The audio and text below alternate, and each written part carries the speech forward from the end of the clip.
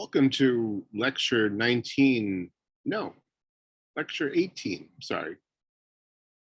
Lecture 18 of our summer one session class. This will be the first part of the Aeneid. Virgil's Aeneid is one of the most famous books in the Western tradition. By that I mean the European tradition, specifically the tradition in the Romance languages, Latin, Italian, French, Spanish, Portuguese, to some extent Romanian, and also the Germanic languages. It plays a central role, and it plays almost as important a role, although I would say definitely less distinctly, in the Slavic languages, in the educational system that has evolved in Slavic languages as well. It is an epic poem that Virgil probably intended to have a formative influence in Roman education. It's kind of a retread of the Iliad and the Odyssey together, and with it, Virgil's own views of the history of Rome. I asked you to watch those those expository clips, because I think sometimes you can find stuff out there that, they do a better job than I do. I mean, giving background information, it's, I was very impressed by the ability of those clips to get, important points across. And so I'm going to sort of confine myself to things that I feel are important in the Aeneid in terms of our theme of narcissism. You got a lot of background on Virgil as a young man. Well, not a lot, but he was a frail sort of person, a poetic nature. As far as we know, he never married, never had children. He died of illness when returning to Rome in the year 19 BCE. He had intended, since the Aeneid at that point was more or less finished, but he intended to go to Greece and spend some more time in Athens, because he was an intellectual, and intellectuals, in the ancient world go to Athens. I just happened to be reading this wonderful book by William B. Irvine called The Stoic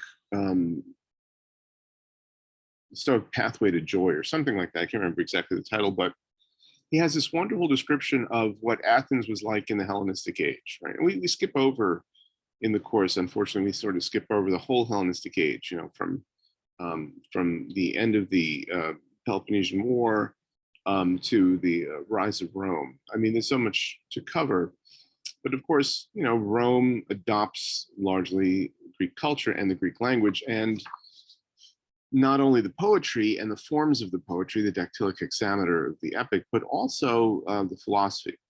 So Irvine in this book has this wonderful description of life in Hellenistic Athens, which was basically like a college town. It was no longer a politically important town. But if you walked from the center of the city, from the Agora, you could hear the Stoic lectures at the Stoa Poikile, the painted Stoa. Then you could, walk in,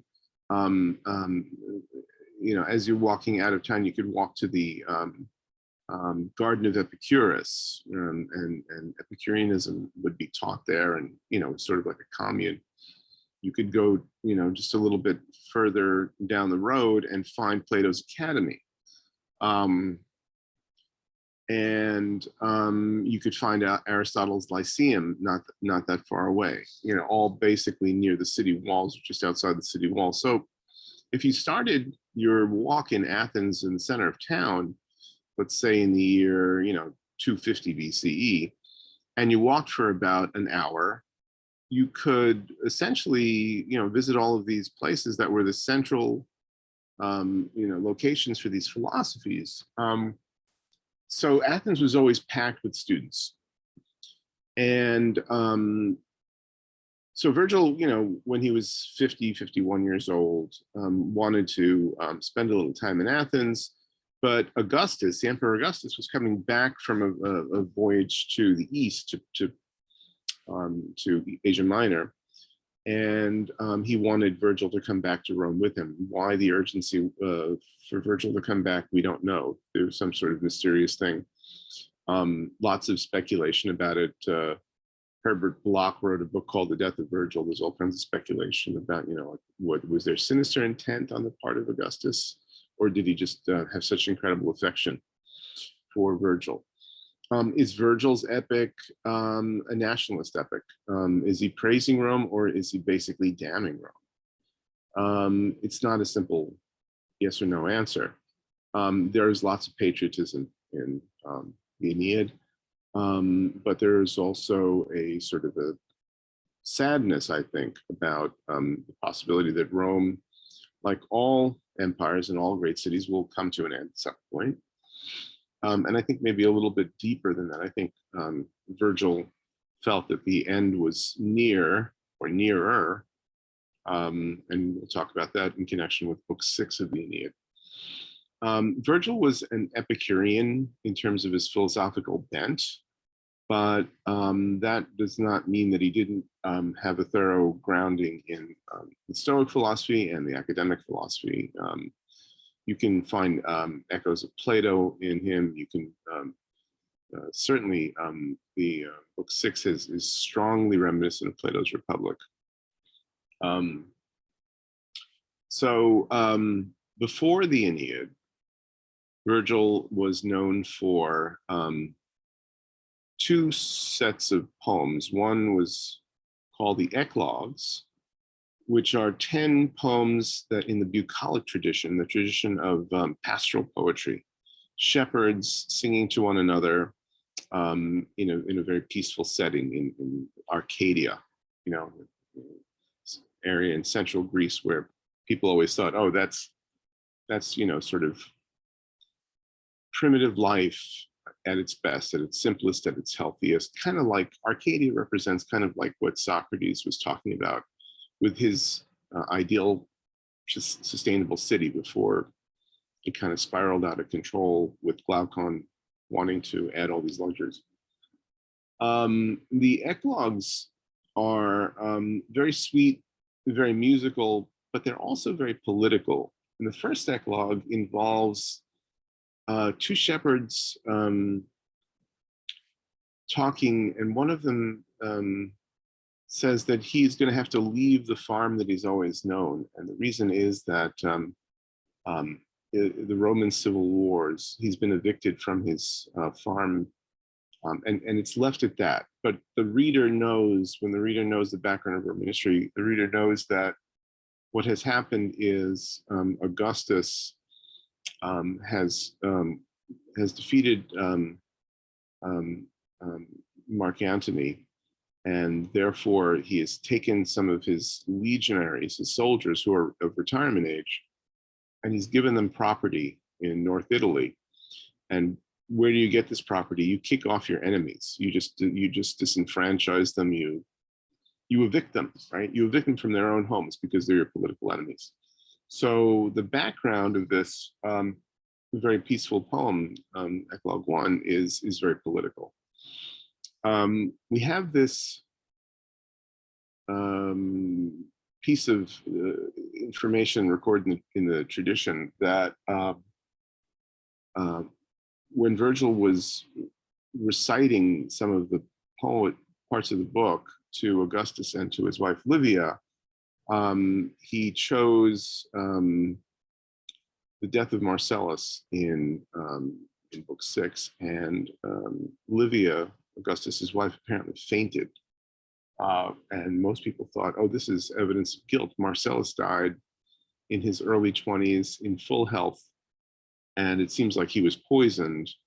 And the rumor going around was that Livia had him poisoned so that her own son Tiberius could, not Augustus's natural son, Marcellus was a nephew.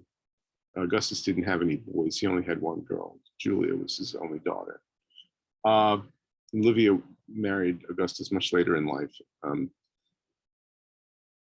but so Augustus adopted Tiberius when he was in his teenage years, and the rumor was that Livia wanted to have her son become the next emperor, and so she poisoned everybody that stood in the way, all of Augustus's natural blood relatives that might have stood in the way. So there are definitely places in the Aeneid where you can detect a strong political sensibility. Whether or not you can say, oh, this is pro-Augustan or anti-Augustan is difficult. So the hero of the story, Aeneas, is first comes to light as Juno is raising a storm. It's very much like the Odyssey. Juno does not want Aeneas to reach his destiny. Why is that? Because if Aeneas reaches Italy and reestablishes the greatness of Troy, then that means that Carthage in North Africa will be threatened. And Juno is particularly fond of Carthage. Juno is very fond of the Greeks, and she was very fond of the Carthaginians, both enemies, essentially, of the Trojans. So when the storm rises, Aeneas makes his first appearance in the book, and his first cameo, if you will, is that he's groaning, and his limbs slack with cold. He's like petrified in fear, and he becomes like sort of catatonic. And then he stretches his two hands towards the heavens, and he cries out, "Oh, 3-4 times fortunate were those who chanced to die in front of their father's eyes, under Troy's high walls. O Diomedes, son of Tydeus, bravest of Greeks, why could I not have fallen at your hand in the fields of Ilium and poured out my spirit, where fierce Hector lies beneath Achilles' spear, and mighty Sarpedon, where this river Simois rolls and sweeps away so many shields and helmets, brave bodies of men in its waves." The dead in the rivers of Troy at least were able to die defending their city, and their deaths were viewed by those on the walls, the citizens on the walls. But now Aeneas is afraid that he's going to drown. These are lines that are lifted from Homer, but it's a funny way for Aeneas to begin, right? He's supposed to be the hero. He's supposed to be the founder of the city, which will eventually grow into Rome. It's the story goes that Aeneas founds the city of Lavinium, and he rules that city for 3 years, and then his son Ascanius goes and founds another city nearby, which becomes even larger, and that's called Alba Longa, and he rules for 33 years. And then there's a succession of kings for 300 years. So there's a 330-year period before you get to Romulus and Remus, the twins who were nursed by the she-wolf. And that gives Rome's official birthday, which is April 21, 753 BCE. It's the birth of Romulus, or the establishment of the city by Romulus and Remus. So Aeneas is, in one sense, the founder of Rome, but he's the founder of the city, which becomes the city, which becomes Rome, right? But this lament is interesting because, he is, seems very pessimistic. He wants to think back on the possibility that he could have had a glorious death. But he, when he sees the waves hitting the ship, at least he doesn't say anything to his crew. He doesn't sort of take their enthusiasm away. But he himself becomes, very sort of pessimistic, and that's kind of stays with the reader. This pessimistic Aeneas is pretty much the Aeneas that we have all the way through. Neptune is an interesting character, right? The god of the sea, because the initial storm is raised by the god of the winds, and that's Aeolus. And Aeolus was bribed essentially by Juno to start some trouble, to start up the winds.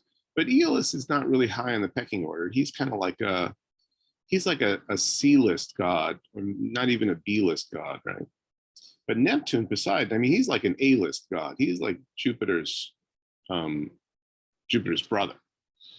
And so when Neptune sees that that everything's being churned up on the waters, and the Trojans are having trouble with, with these whirlpools, and they might all get drowned, he doesn't like it one bit. And he knows exactly what's going on with Juno and her anger. So he yells at the winds, essentially. It's like, do you think, you winds, do you think you have power over me? He wants to sort of lash out at them. And he promises to deal with them later, right? He's going to calm the waves, but you'll answer to me later for this misfortune, says Poseidon to the winds, with a different punishment. Hurry now, fly and say this to your king, to Aeolus, right? Control of the ocean and the fierce trident were given to me by lot and not to him. He owns the wild rocks, home to you and your people, yours, O east wind. Let Aeolus officiate in his palace and be king in the closed prison of the winds. He's basically, Neptune is saying, look, Aeolus has a small territory. Let him do what he wants in that small territory, but don't let him extend his power. He doesn't have the authority to do that. So he calms the seas. And then, things settle down, and Aeneas goes to the shore, and they've suffered terrible losses, but he ends up with 7 surviving ships, and he tries to sort of cheer the crew by saying, "Hey guys, we've been through a lot worse." He says, "Oh friends, well, we were not unknown to trouble before. Oh, you who've endured the worst, the god will grant an end to this too. Deus dabit his quoque finum. The god is going to grant an end to these things." Very much an Epicurean, maybe a Stoic notion, a philosophical notion that everything is going to come to an end, good and bad. And he says to his crew, "Oh, you've experienced Scylla, Charybdis, all these horrible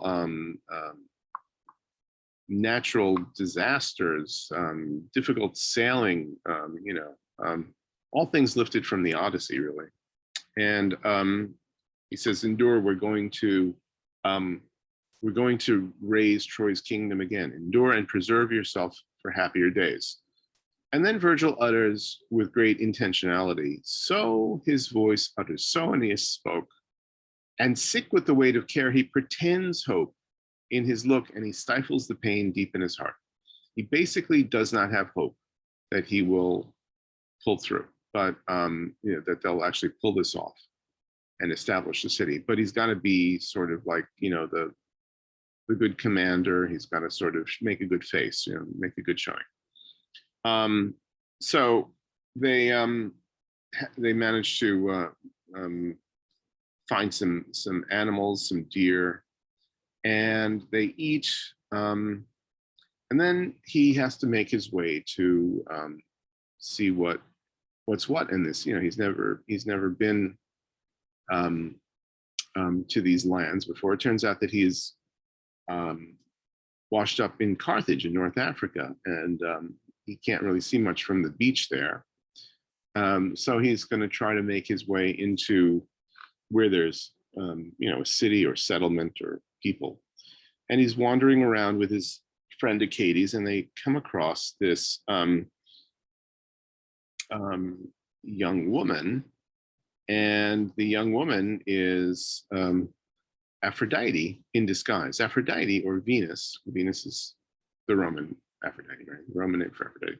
Venus is Aeneas's mother, and Chryses, the mortal, is Aeneas's father. Very similar to the situation with Achilles, right? He has a goddess for mother.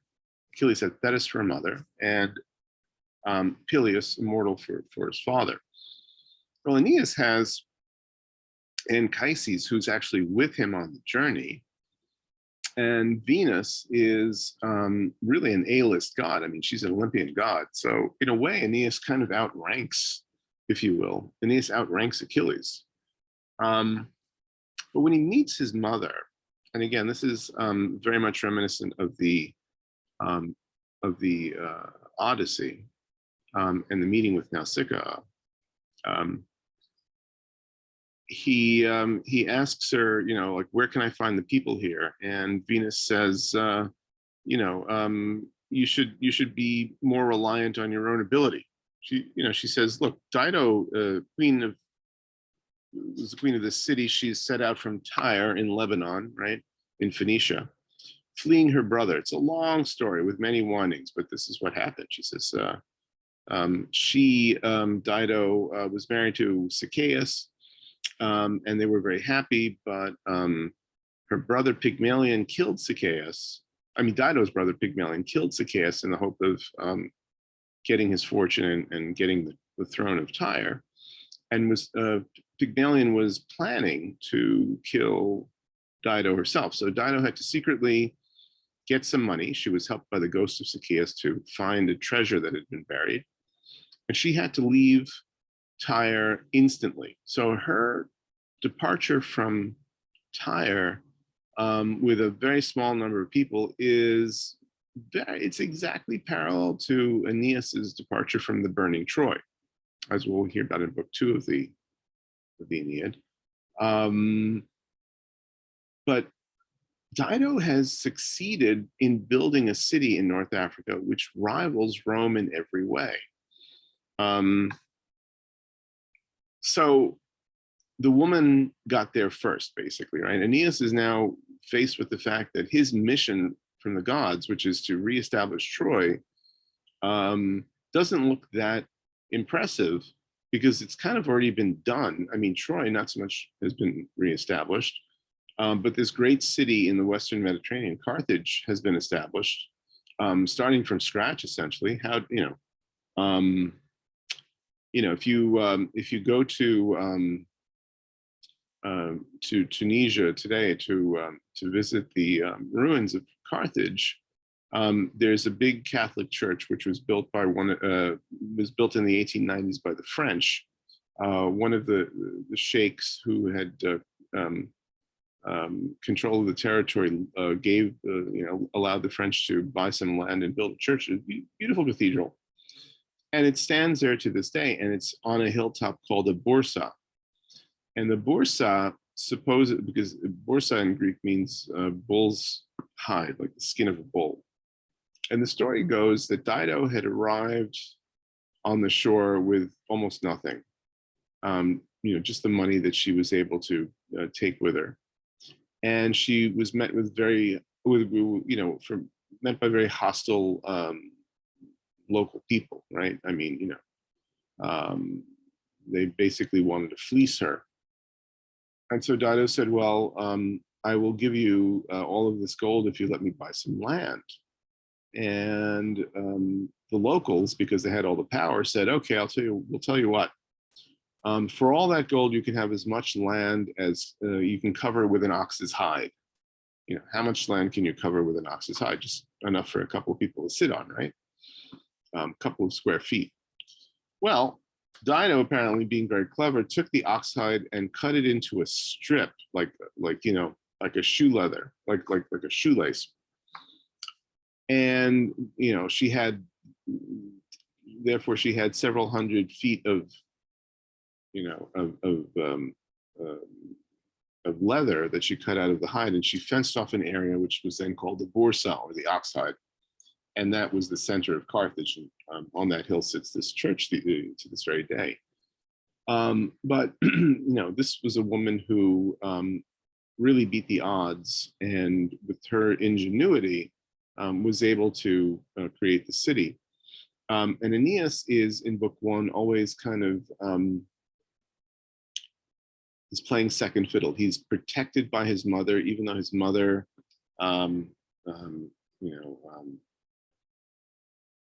tries to sort of get him to take initiative. After she tells the story um, of Dido. She says, if you're, you know, if you're walking and breathing, the gods must be, helping you, right? Venus, Aphrodite says to Aeneas, whoever you are, I don't think you draw the breath of life while hated by the gods. You who've reached a city of Tyre, a colony of Tyre, only go from here and take yourself to the queen's threshold. And I bring you news that your friends are restored, your ships are recalled. Now she is starting to reveal herself because she's now no longer, this girl in hunting attire. She knows things that the girl could not possibly know. She knows the fate of the ships because she's Venus.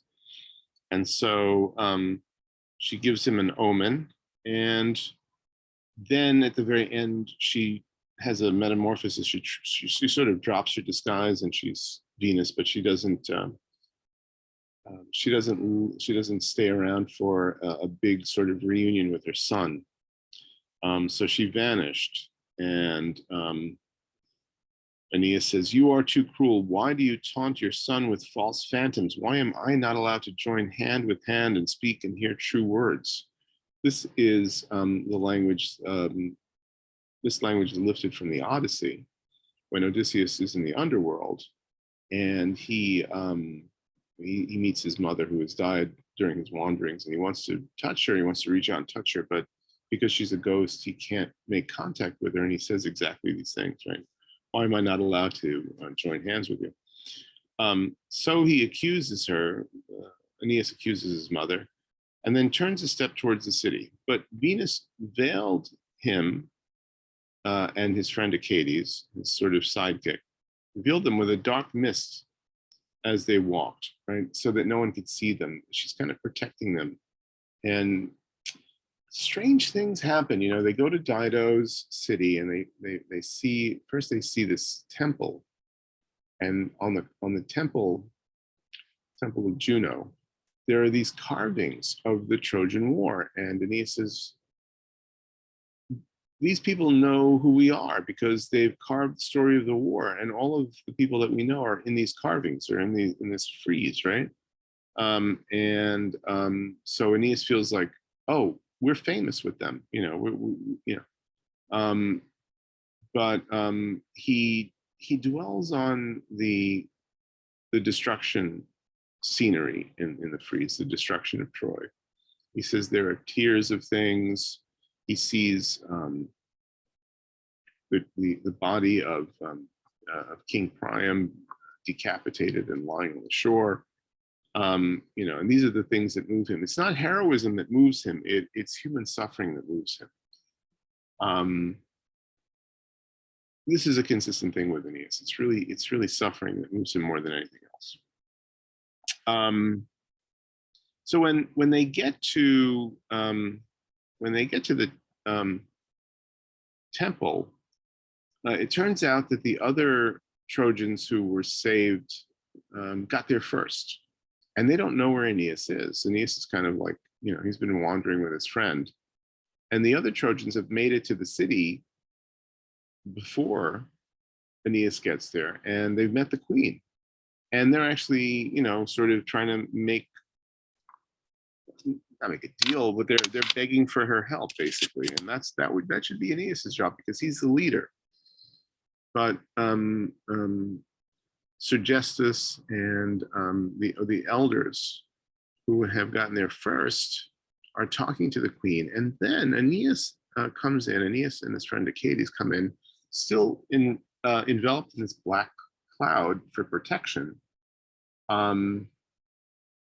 that Venus has provided, and they actually just listen to what's going on. It's like they're watching a movie. Right? They're inside the cloud, watching the queen deal with the other Trojans, and saying, and they're saying things like, "We don't know if he's alive or dead. We don't know what happened to him."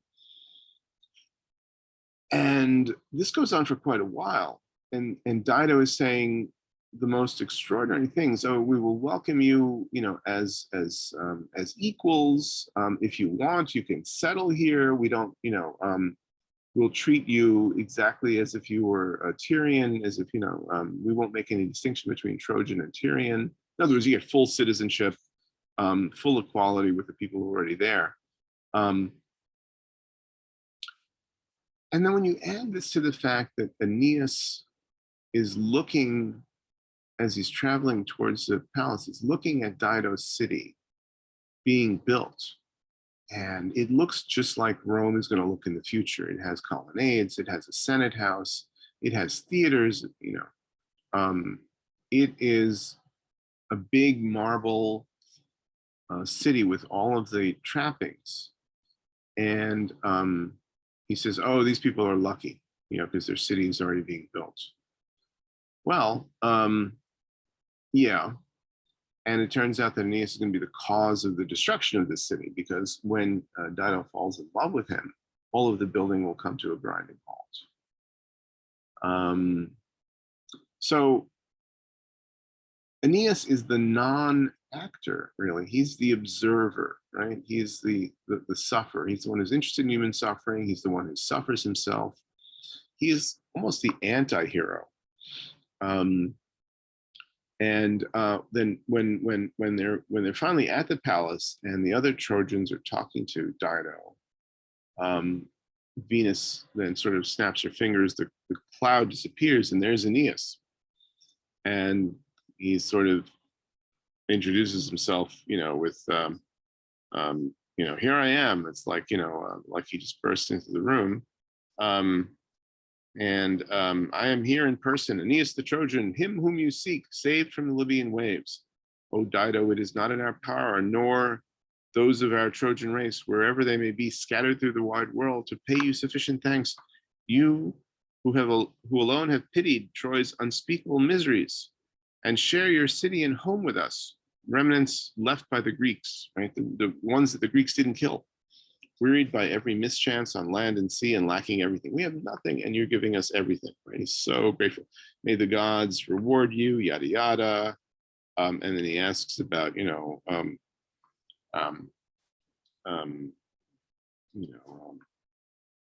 her parents, and he wants to just bless everybody in her family.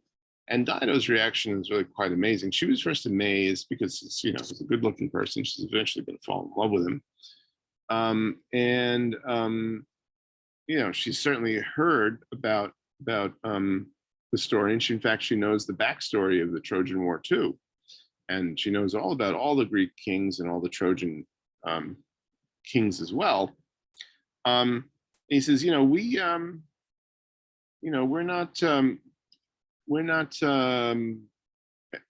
don't live so far away that we don't know these things, right?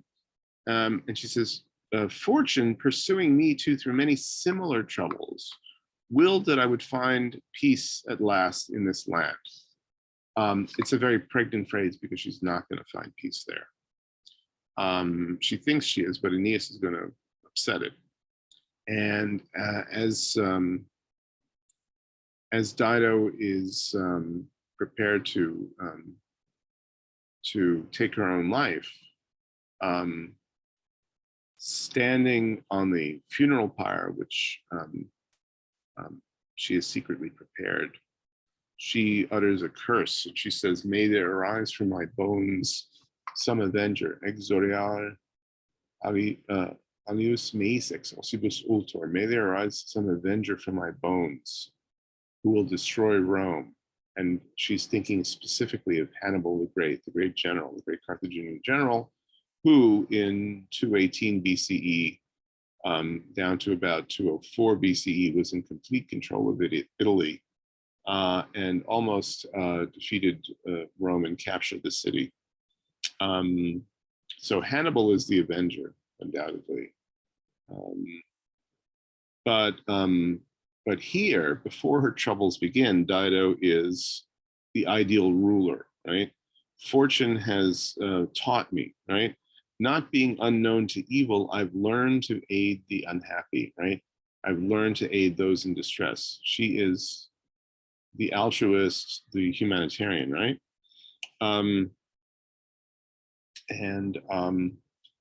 So the thing that I find interesting about the way the Aeneid moves in the first 6 books, and the first 6 books are the ones that are most read, is that you have Aeneas, who is at first completely suffering and incapable of doing anything, elevated to a rank of heroism completely by the agency of this woman, Queen Dido. Dido, who said she would never marry again because she loved her husband Sychaeus so much, and she was going to die, without ever having another husband. But her sister said, "Oh, but Dido, you haven't had any children. You're so young, and here's this guy, this Trojan prince has shown up, and he's not only handsome, but he has, a great bloodline. You imagine what it would be like if you ruled jointly. You would have a great empire."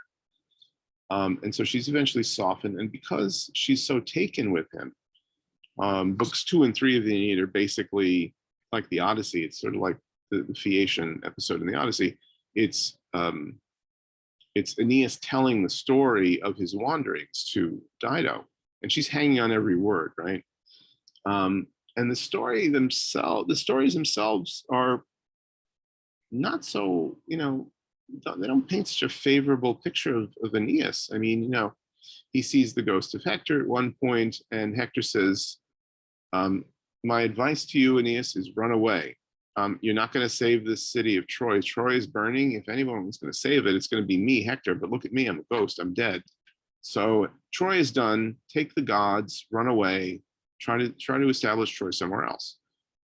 So his main act is running away. That's Aeneas's main function.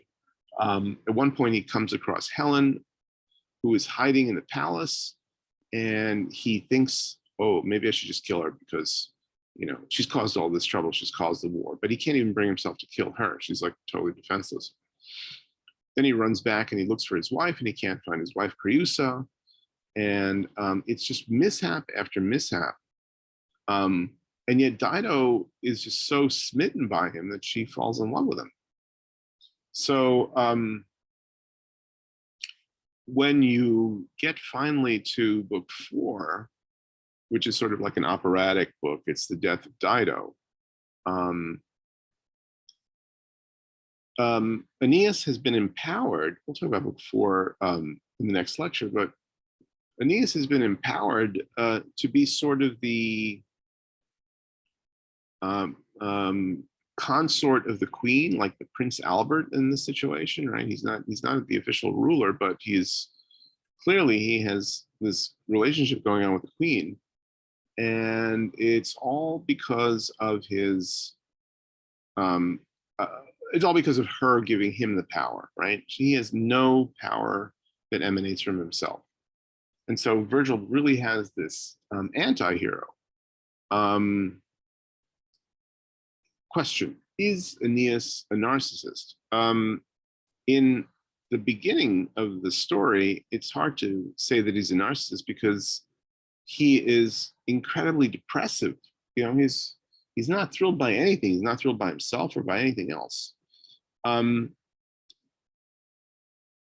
But you could, at the end of the Aeneid, and we'll talk about that again in the next lecture, you could make a case that Aeneas has begun to see that the fate of Rome, the coming city, which has to go through all of these metamorphoses to come into being, right? It has to start with Lavinium, and then Alba Longa, and then Rome.